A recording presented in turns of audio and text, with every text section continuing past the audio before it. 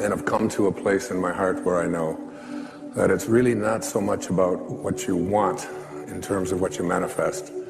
It's who you are. You manifest what you become as a human being. And this program is about teaching you to become the highest consciousness being that you can be, to be aligned with your source, to be aligned with God. And when you are, you become a creator and a co-creator in your life.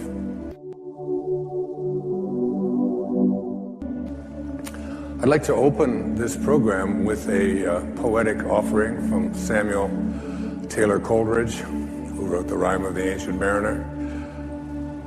And he also wrote a poem that I used earlier in my life in one of my earlier books, Real Magic. Listen to the words and ask yourself if they really mean something to be true for you, if you really believe in what the poet is offering here. He says, what if you slept? And what if in your sleep you dreamed? And what if in your dream you went to heaven and there picked a strange and wonderful flower? And what if, when you awoke, you held that flower in your hand? Ah, what then? The poet asks. Do you believe that it's possible to bring something from the world of the formless, from the world of a dream, into the world of the physical? The poet was speaking metaphorically, but I am not. This is really a program about applying those words in your own reality. Most of us were raised to become ordinary. And I'm not putting down ordinary, but ordinary is just not good enough for me. Ordinary is you go through your life and you fill out the forms and you pay your taxes and you do what your parents tell you and you're honorable and you're honest and you're a good citizen and then you die. Extraordinary is something very, very different. This is about recognizing within yourself that there's something very, very extraordinary that you haven't been trained to believe in, to come to a place where you can apply it and put it into your life.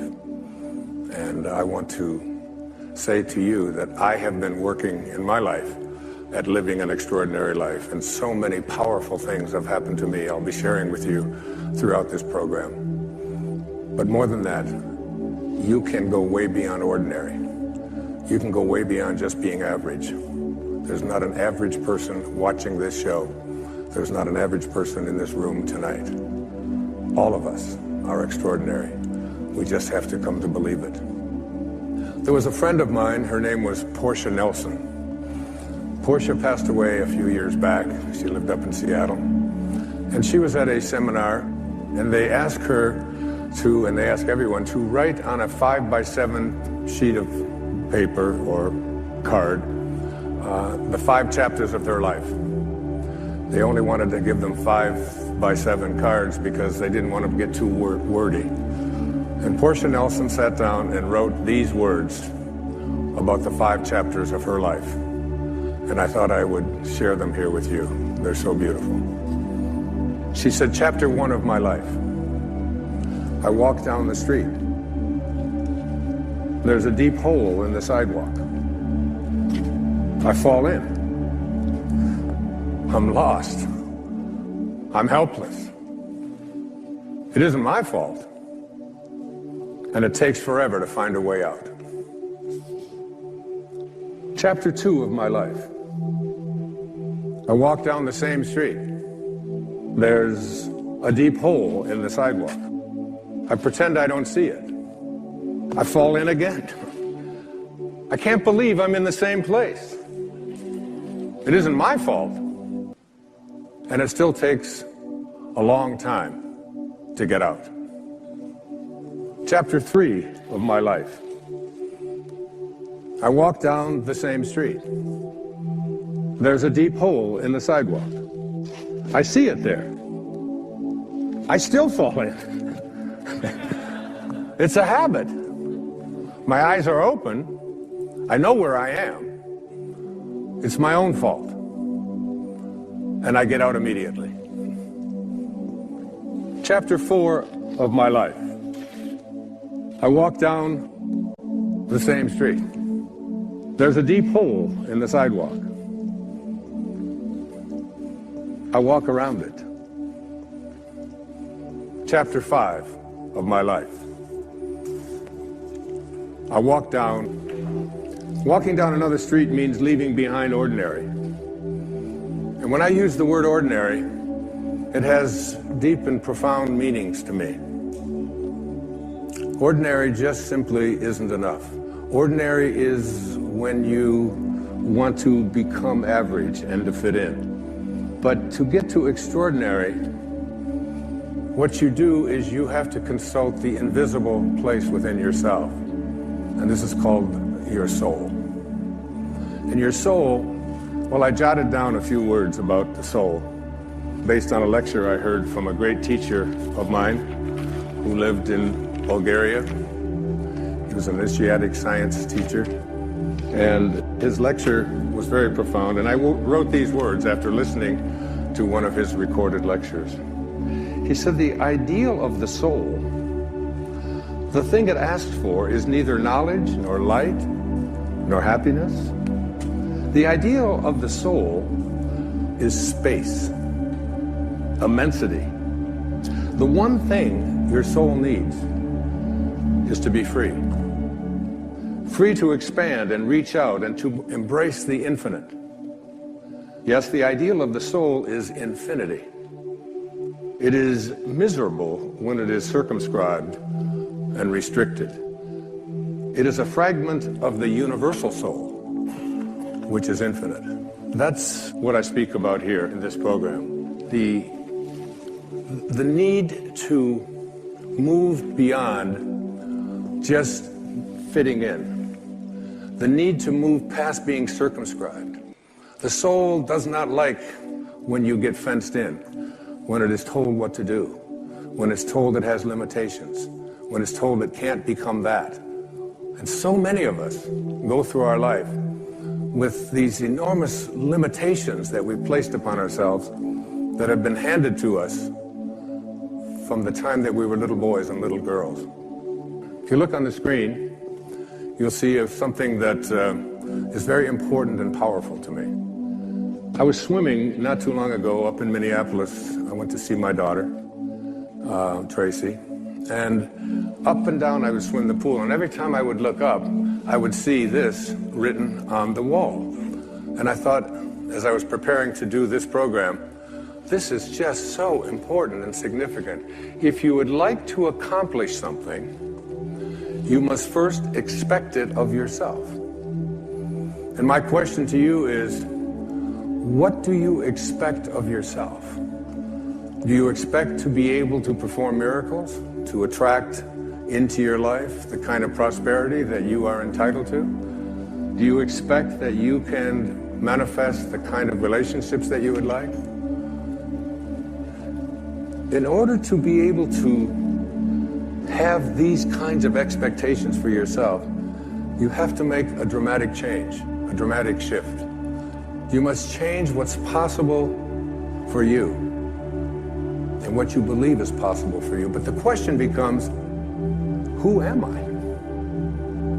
I've been teaching philosophy for 40 years now, either at the high school level or junior high school level or university level, graduate school, and now in stages all over the world and in front of audiences such as this, watching at home and here this evening. Who are you? And what is real? My teacher in India, his name was Nisargadatta Maharaj. He was asked the question, Swami, what is real? Master, what is real? And his response was, that is real, which never changes. So what part of you is real by that definition? Who are you that never changes? So many of us believe that we are our bodies. I don't know about you, but this body that I'm in right now is changing all the time, very fast, as a matter of fact. In fact, Wayne Dyer, the I that is I, have been in many, many bodies since I incarnated for this first time here on this planet, right here, 71 years ago. And I have been in toddler bodies, baby bodies, teenage bodies, macho bodies, mustache bodies, endless bodies I have been in with my little ones and my 8 children. And the fact of it is that when you think about it, when I was in the 20-year-old body that I was in, I really thought it was real. Didn't you? I mean, even the body that you and all of you look at your body and think, well, let's see, I was in a 20-year-old body, and is it real? Was it real? Well, you believe that it was real, but I've been looking for that 20-year-old body for 50 years now. I can't find it. And the fact of it is, the body that you're in right now is not who you are, because it doesn't meet that fundamental definition of what is real. What is real is what never changes. The fact is that who you are keeps occupying new bodies every single moment that you are here on this planet. There was a great poet. Her name was Emily Dickinson. I feel like she must have been a sister, a soulmate of mine. She once had a poem. She said, holding up a handful of dust, she would reach down and say, this quiet dust was gentlemen and ladies and lads and girls, was laughter and ability and sighing and frocks and curls. This passive place, a summer's nimble mansion where bloom and bees fulfilled their oriental circuit, then ceased, like these. That's who all of us are if we identify ourselves with our body. The fact is that everything in this physical universe doesn't meet the definition of what is real. Who you are is that soul that I spoke about a few moments ago. That soul that says, I want to expand. I want to be free. I want to go to a place where I understand that who I am is birthless, deathless, changeless, and live from that place. Because what this involves fundamentally is reprogramming yourself from the belief system that has been your ego. The part of us that has come to believe that who we are is what we have, and who we are is what we do. And who we are is what other people think of us, like our reputation. And who we are is separate from each other. And most egregiously, who we are is separate from God, from our source. And so we've been raised and taken out into the world and said, go out there and prove who you are by achieving, by accumulating, by getting other people to like you. I wrote a book and did a film not too long ago called The Shift. And in there I spoke about and used these words. The direction we take in life is far more important than the place that our ego parks us in this present moment. That who we are is this divine, infinite being that keeps occupying new bodies endlessly until we leave this body and then move on. And there is no beginning, there is no end, there is only now, each and every one of us. So the soul, the part of you that is extraordinary, the part of you that came into this world and knows I can be anything, I can do anything, I can accomplish anything that I place my attention on. Because if you want to accomplish something, you must first just expect it of yourself. And this means changing around the expectations that you've been conditioned to believe are your dharma or are your destiny. I am limited. I am not entitled to prosperity. I am unable to deal with my physical ailments. I need something else. I need to take pills in order to do it. I need to have somebody else do it for me. That within each and every one of us there is this marvelous knowing that is really and truly God ourselves, each and every one of us.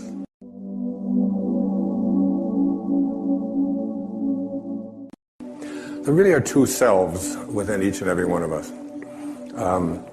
Muktananda called the ego, the part of us that has edge got out, EGO, edge got out, the false self.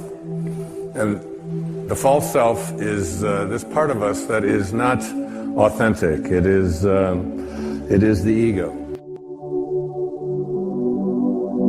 This false self is the part of us that is always trying to win, trying to own things, trying to prove itself. We send our kids off to school and we tell them, be ahead of everybody else, win no matter what, and so on. And they have a tendency just to believe that who they are these bodies, even though the body they're in is going to change and you'll never be able to find it again. And then there's within each and every one of us a higher self. And this higher self is really the soul, it's really the spirit, it's really God. But these two selves are sort of constantly they're not at war so much with each other, but there's this battleground that we have within us. I'll give you an example of it in my own life. Somebody on the internet, a guy named Watkins, has put out a list, because there's lists for everything. The 100 most spiritually influential people alive. And they put out this list, 100 people. And they rank from number 1 to 100. And I'm on the list. Not only am I on the list, but I am, according to this list, and they've got all this criteria on how you get on this list, I am the third most spiritually influential person alive. So the spiritual part of myself, my soul, the higher place within myself, says to me, this is not relevant. You're not any better than anybody else just because somebody has put you on a list. In fact, you shouldn't even know about that list. And perhaps the people who are most spiritually influential aren't even on that list and don't even want to be on that list because they don't care about those kind of rankings and comparisons and so on. But then there's the ego over here that says, what do you mean number 3? Well, what's going on with that? And who are these people who are more spiritually influential than you? And how are you going to take them down? It shouldn't make any difference. Who I am is the same as everyone else. We all come from the same place, and we all return back to the same place. But then the ego says, let's see, the 2 people ahead of me on this list, one of them is Eckhart Tolle, but he had Oprah, and he got on there every week, and that's not fair. So, and then there's the Dalai Lama, and I figure Eckhart and I maybe can get together and take the Dalai Lama out of his head. Or maybe I should align with the Dalai Lama. And anyway, the ego is doing this this number on us, but there's also the part of us that is divine, and this is place that I'm addressing here in this program. There's a quote from Joel Goldsmith. Joel wrote so many great books. A Parenthesis in Eternity was one of them. And this is what Joel said. He said, then there are those who reach a stage in which they realize the futility of this constant striving and struggling for the things that perish, things which after they are obtained prove to be shadows. It is at this stage that some persons turn from this seeking for things in the outer realm to a seeking for them from God. And that's who you tuned into today on this program. I have left this pursuing things and money and fame and winning and being better than others. It's taken me a while, but it has been a powerful journey. As a matter of fact, I had said to my ex-wife, I said, can you imagine? Did you ever in your wildest dreams, could you ever have imagined that you would be married to the third most spiritually influential person And she said, she said, they didn't call me when they made that list. And she said also, she said, I don't want to upset you, dear, but you're not in my wildest dreams. All right. So moving to this higher place is really understanding that in the second chapter of Wishes Fulfilled, I call it the higher self. And it gets defined very specifically by this great Bulgarian teacher. His name was Omram Mikhail Ivanov. And he was teaching what's called the initiatic sciences. And I have had his teachings show up in my life in a very powerful way. I've studied his writing. I've listened to many of his recorded lectures that took place back in the 50s and 60s and 70s. And I brought a quote of his that I'd like to share with you. Our higher self is perfect, omniscient, and almighty, a fragment of God himself, a pure, transparent, luminous quintessence. I love that. I love great writing like that. And that within each and every one of us, there is a place inside of each and every one of us that is all-knowing, that is almighty, that is actually a fragment of God. He then went on to say, the Creator has planted within every creature a fragment of himself, a spark, a spirit of the same nature of himself. And thanks to this spirit, every creature can become a creator. And this means that instead of always waiting for their needs to be satisfied by some external source, human beings can absolutely work inwardly by means of their own thoughts, their own will, and their own spirit to obtain nourishing, healing elements that they need. This is why he said to all of us, the teaching I bring to you is of the Spirit, of the Creator, and not of matter. A spark that is in each and every one of us. And this spark, I want you to be able to recognize, because that spark, I'd like to see you have it grow from just a tiny little spark, which means you can hardly see it, to a fragment, to a piece, to a larger chunk, if you will, to a section, so that this spark within you that you see up here is growing and growing and growing until it absolutely becomes even more than you imagined.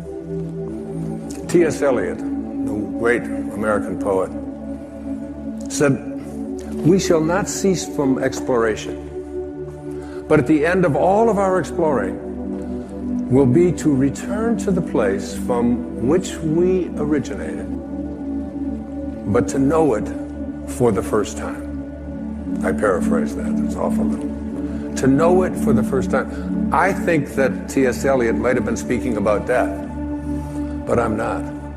I think that we can come to know this place from which we originated, the place to which we return, all of us, by allowing this spark to become something bigger than just an occasional thing where you extend an act of kindness someplace, or you have it at the church or at the mosque or at the synagogue on a holy day or a holy observance, that it can become your way of being. There was a great teacher in India.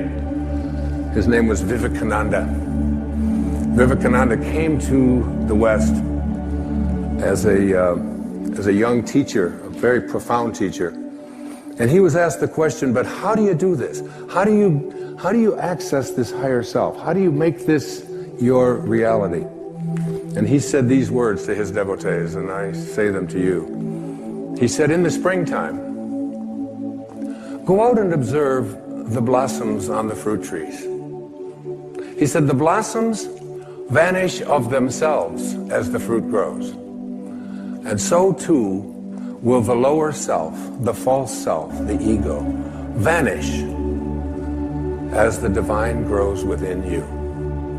It's about allowing yourself to recognize you must have this spark because this is what you came from and this is what you return to.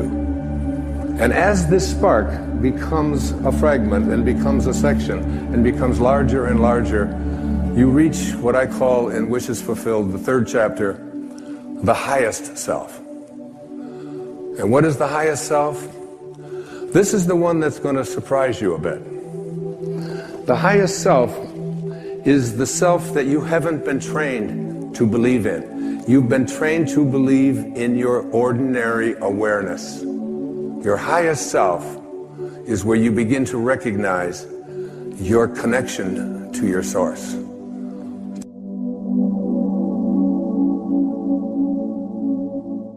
That out of the invisibleness, out of the no-thingness, out of the space that has no name. It's the space that's doing nothing, but leaving nothing undone.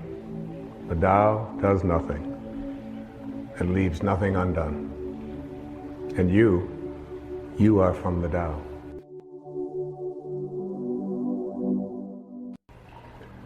I'd like to just, for a few moments, speak about one more thought. I'd like to see you work at changing. To change the thought from notice me,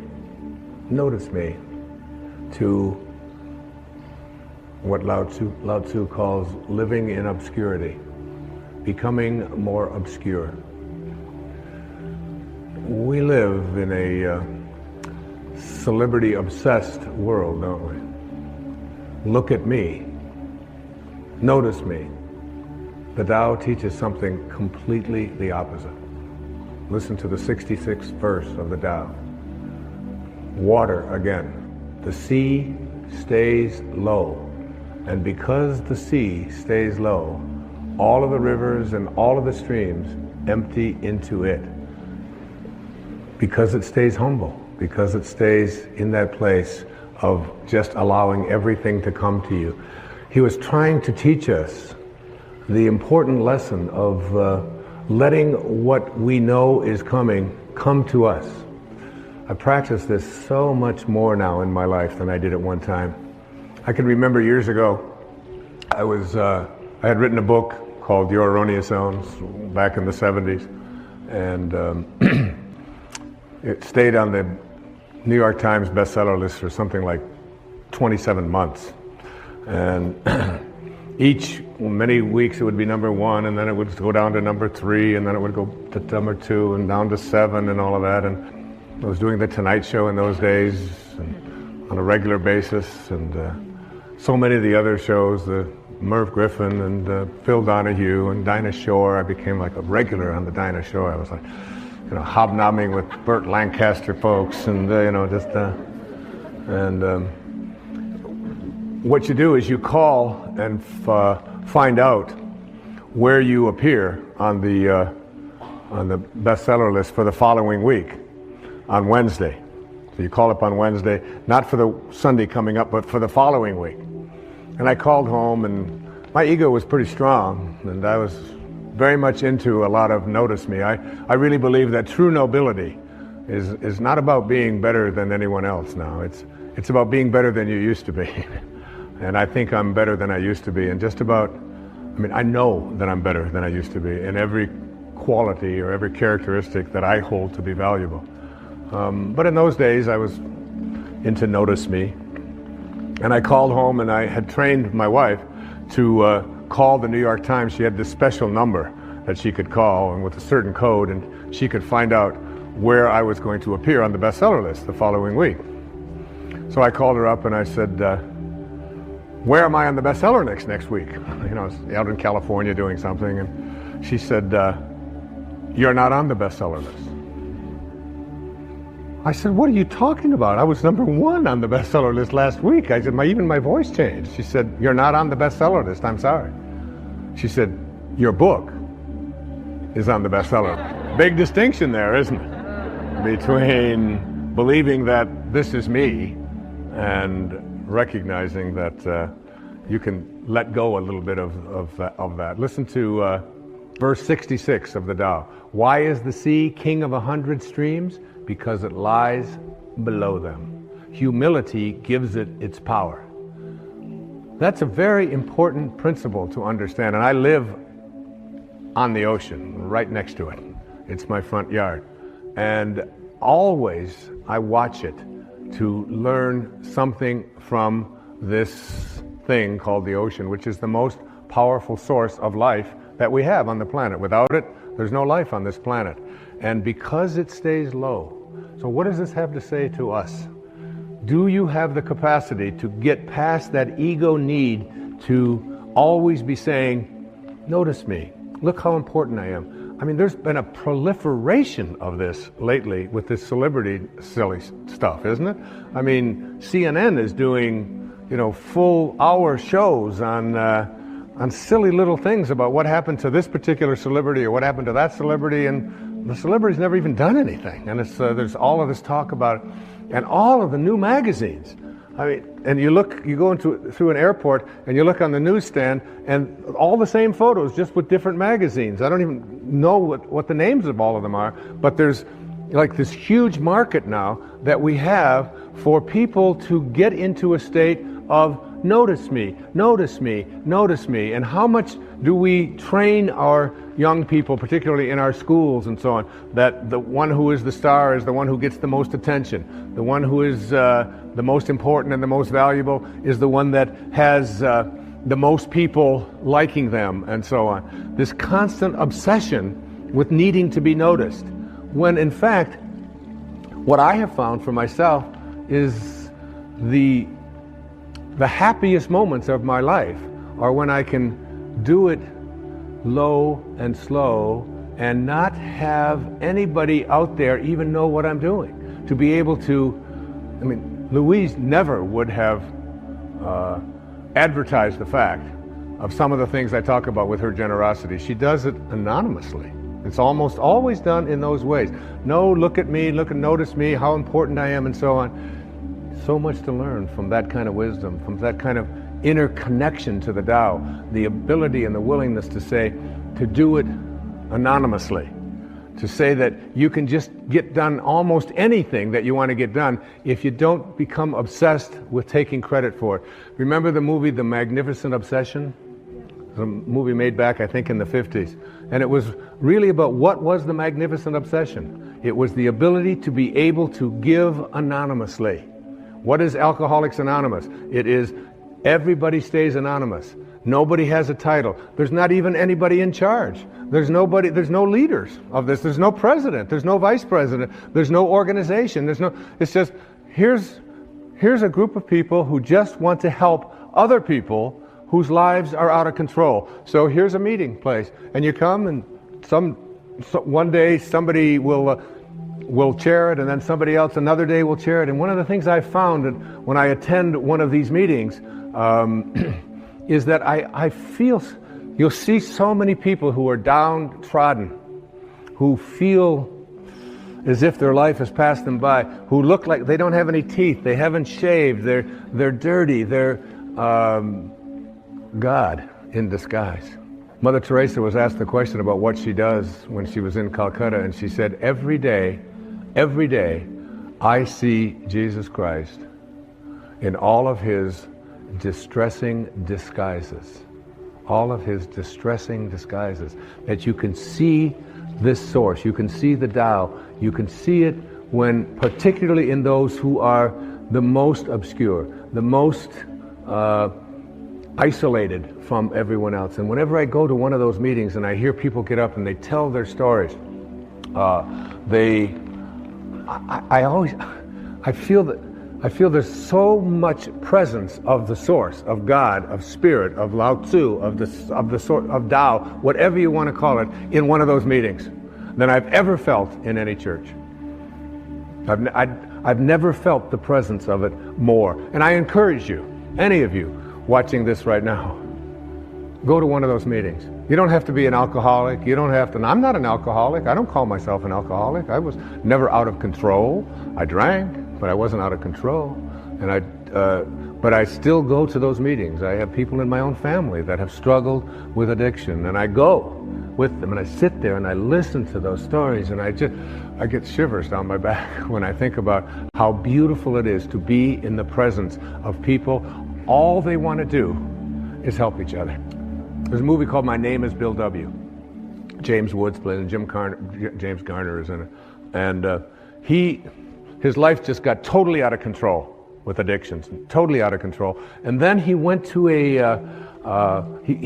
he went to one of these meetings, and he began to realize, and he said, we can actually take these people, and all we have to do is love them. All we have to do is, and he's so excited about the concept of being able to go out there and offer it. And I keep referring to Louise because she's such a hero to me. There was a time back in the 80s when our president wasn't even able to say the word AIDS, was he? I mean, he could come on. And here was this lady who, before this thing became the worldwide phenomenon that it is, was having meetings in her own house and bringing these people, these downtrodden people who had been labeled outcasts in society, and offering them a place to learn how to love each other and to care for each other. This was long before there was any celebrity status associated with trying to end this horrible crisis that our country has and our world has had. There was James Wood, so excited about the idea of we can create a place where we're anonymous. Nobody has to know anything about us. We don't have to say our names. We don't have to say anything. We just have to come there and we can help each other. And before that happened, everybody who got out of control with addictions, particularly with alcohol, would die. There was no cure. There was no cure. And where did they find their cure? They found it in being anonymous. They found it in being obscure. They found it in having no organization. They found it in having no elected representative. They found it in having no rules. There are no rules. You just come and we care. If you've been 1 day or 1 hour sober, or even if you're drunk, you come. We care about you. And you are not that alcohol. Who you are is this divine soul. In the 36th verse of the Tao Te Ching, it says, "The gentle outlast the strong. The obscure outlast the obvious." Try to become a little more obscure, a little less interfering, a little less notice me, a little less, one of the specific kinds of things that you can do is just as you're about, when somebody else is talking, just as you're about to interject what you've been thinking about for the whole time, waiting for them to stop talking, just stop, to bite your tongue and say, "Tell me more." Or, "That's very interesting. I have never heard that point of view before." Even if they totally, completely disagree with everything that you stand for, to be willing to listen, to be able to stop. Practice it. I practiced it when I did these verses of the Tao. I practiced it every single day while I was working on that. Just staying obscure. And for me, that's not always so easy because of just being recognized wherever I go. And if I saw someone who was about to recognize me, I would just put my head down. I would just walk a little bit past them like something.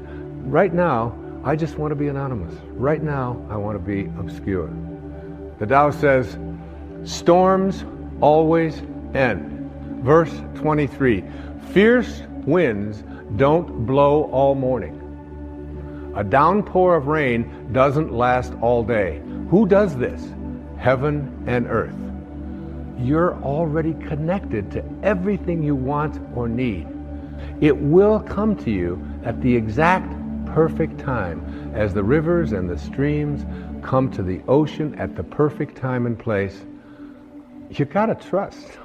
You gotta know it's going to come to you. You don't have to chase after it. You can become a little less obsessed with your ego and your self-importance and who you are and what you've done, and you can get so much more done. And you know what? It's the most peaceful and sweet, delicious way. It's like the song that Cecilia was singing about the rose. Thank you so much, and God bless you.